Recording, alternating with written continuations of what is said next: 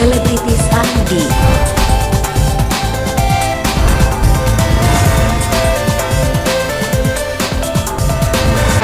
Selebritis ID. Ya, langsung aja ya ceritain tentang persalinannya. Jadi ya alhamdulillah kejadian itu tanggal 13 Oktober. Benar-benar nggak diduga ya, karena kita tuh udah merencanakan ada tanggal lahirannya, yaitu HPL ya dok, di 22 sampai 26 Oktober.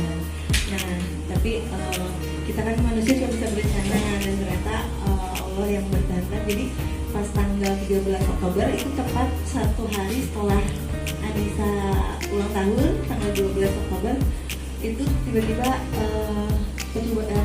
ketubannya pecah. Terus pas lagi mau tidur itu tuh kejadiannya, pas lagi mau tidur udah di kasur, kondisinya udah siap istirahat, katanya tiba-tiba mules ya pengen tidur, tapi beda gitu perasaannya, kayak taunya tiba-tiba ada rembesan air dan ternyata ketubannya udah pecah gitu di kasur. Airnya netes-netes, udah panik banget kayak gitu. Akhirnya langsung ngomongin ke dokter gigi, langsung nelfon kan, dok ini gimana dok, pecah ketubannya.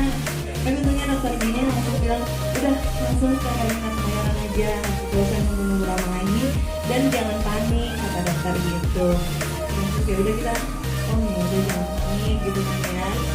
Walaupun sebenarnya kita panik karena sebenarnya kita belum nyiapin yang namanya hospital bag gitu. Jadi kan itu yang harus disiapkan kan ya. Karena kita mikirnya masih 2 minggu lagi, nyantai aja, kayaknya masih bisa lah besok-besok. Nggak tahu ternyata kejadiannya cepat banget, nggak diduga. Tapi ya udah kita jalanin gitu ya. Akhirnya kita berburu ke terminal Mayoran dan alhamdulillahnya udah standby gitu, udah koordinasi dokter B dengan suster-suster yang ada di sini. Langsung ditungguin tuh di lobi ya. Langsung kita cek pertama BB janinnya dulu awalnya. BB janinnya masih aman, terus juga level kontraksinya dicek ya. Dan ternyata masuknya kontraksinya udah teratur. Jadi kalau untuk yang normal itu udah siap lahiran sebenarnya. Tapi karena Anissa besar dan sebenarnya itu ada drama-dramanya juga nih sebelum lahiran banget, karena sebelum pecah ketuban itu Anissa sempat suntik pengencer darah dulu. Dan iya itu karena itu rutin selama hamil, karena ada masalah darah jadi memang harus disuntik pengencer darah. Nah tapi untuk memasuki operasi sesar yang setengah badan ya dok ya, ternyata nggak boleh berdekatan dengan titik pengencer darah. Mungkin selanjutnya bakal diceritain sama dokter dia. Selamat siang teman-teman media sekalian, perkenalkan saya Dr. Dini, dokter spesialis kandungan Anissa yang mungkin menemani perjalanan Anissa dari bayi tabung ya, dari embrio, kemudian syukurnya karena kita jadi berhubungan baik, Anissa akhirnya memutuskan untuk melahirkan di tempat saya praktek di Hermina Kemayoran. Jadi memang waktu itu kejadian saya dihubungi dini hari, ketuban sudah pecah. Rencana waktu itu memang suntikan hari itu suntikan dosis terakhir, karena kita mau operasi 1 minggu setelahnya. Karena bayinya kan kembar, kemudian ada posisi yang tidak memungkinkan untuk persalinan normal, sehingga memang kita rencana untuk sesar. Tapi apa daya, mungkin Tuhan berencana lain ya, sehingga adalah kejadian darurat saat itu. Kemudian jadi kita putuskan harus, karena ketuban sudah pecah, kita harus melakukan tindakan darurat. Nah dramanya adalah, 1, saya punya bayi kembar, 2, bayi kembarnya itu belum cukup bulan, 3, Mbak Anissa baru saja suntik pengencer darah, di mana dokter biusnya tidak berani untuk bius tengah badan karena ada resiko komplikasi. Begitu perdarahan itu terjadi, Anissa beresiko lumpuh, sehingga diharuskan untuk bius secara total. Tentu saja di situ adalah dilema ya, karena saya punya bayi kembar yang kalau dia terbius dengan bius total, maka bayi itu bisa tidak nangis, perlu alat bantuan khusus ya. Tapi syukurnya karena koordinasi tim ya, dari awal kita sudah tahu kemungkinannya seperti itu, kita koordinasi tim, ICU bayi sudah siap, dokter Silvina sudah siap, alat resusitasi untuk bayi kembar sudah kita siapkan. Lalu kita berusaha untuk melakukan operasi dengan sangat cepat ya. Jadi 1 menit obat bius yang masuk, bayi harus lahir.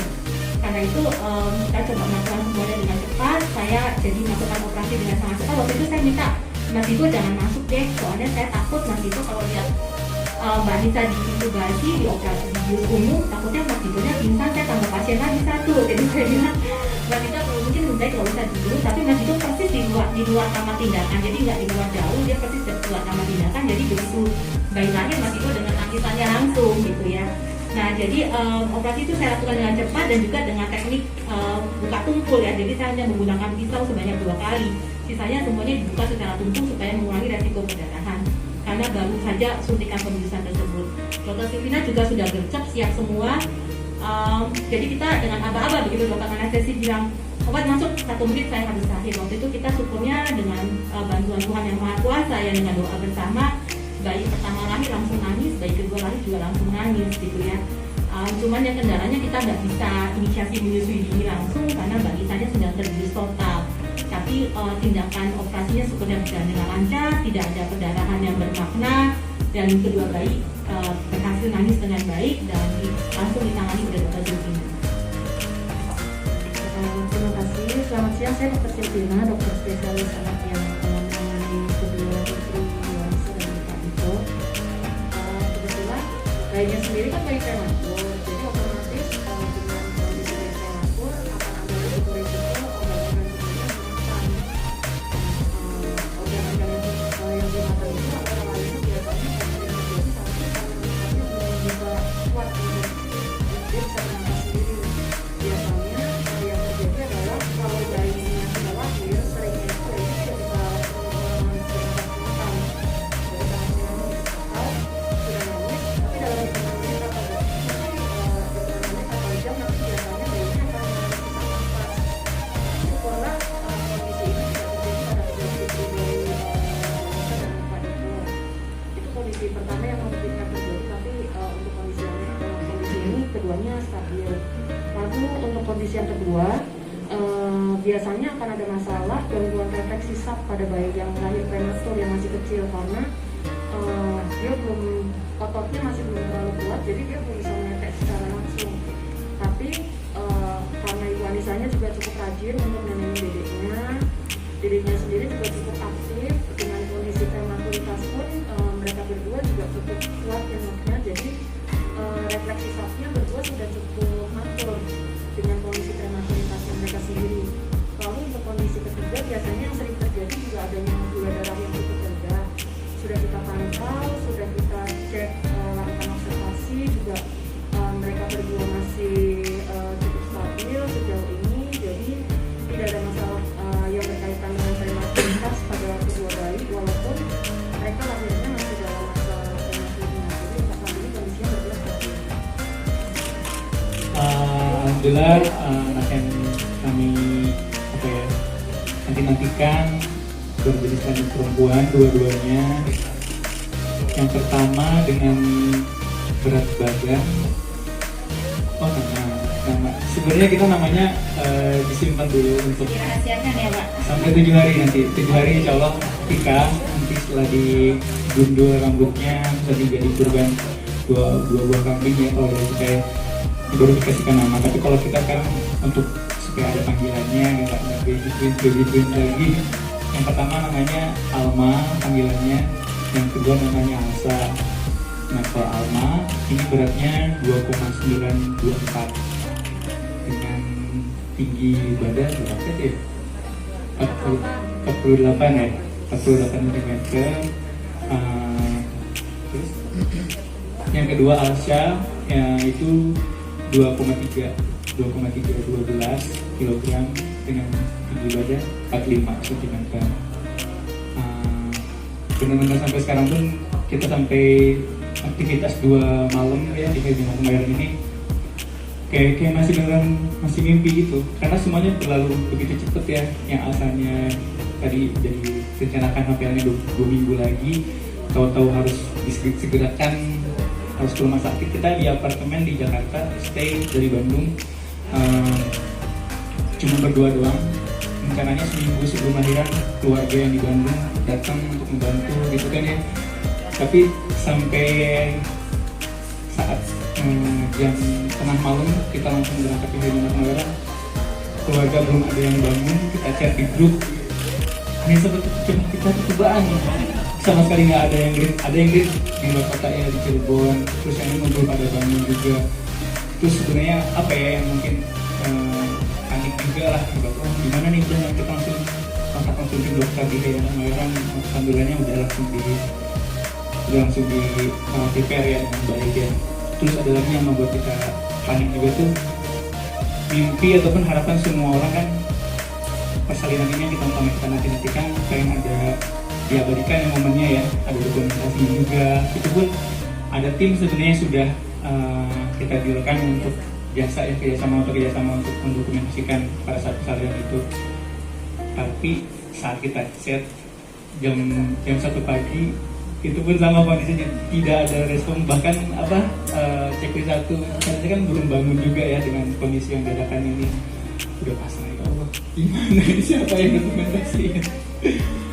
Dari kotak nasi ini alhamdulillah juga tim Hemat Mayoran juga membantuin untuk dapetin tim yang untuk dokumentasi ini juga. Dan dengan kondisi operasi sesar yang mungkin biasanya kita lihat ya, ada suami dan istri pun sama-sama menyaksikan bagaimana proses diambilnya ataupun dikeluarkannya anak-anak kita dari lahir kan.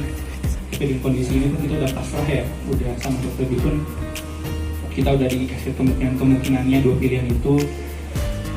Hampir semua momen pasangan akan jadi momen kebahagiaan gitu ya.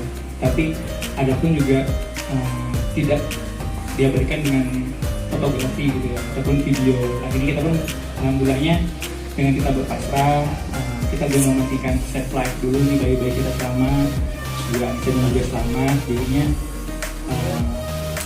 langsung ya keburu datang ya, alhamdulillah ya. Setelah kita udah pasrah, alhamdulillah ada tim juga yang udah didapatkan.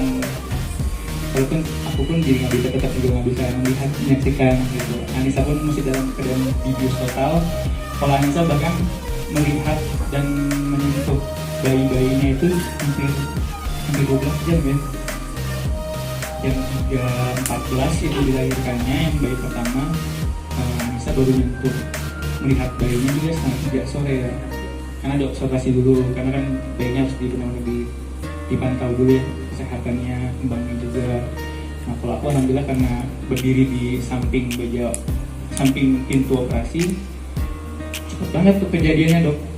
Waktu silakan Mas Andito keluar berdiri gitu kan berdoa, tahu-tahu udah ada suara itu benar-benar ya Allah, itu air mata semua bercucuran karena ya Allah pengen langsung lihat gitu. Anissa pun pengen sama-sama mendampingin sebenarnya, tapi alhamdulillah udah dipercayakan sama tim dokter Hemat Mayoran. Terus juga kami ucapkan terima kasih juga terus yang pada seluruh keluarga juga yang udah mendoakan di rumah, kerabat-kerabat juga yang udah mendoakan, dan pastinya harapan juga untuk seluruh pejuang garis 2 juga ya, semoga bisa menekan dorongan dan juga harapan yang selama ini diimpikan.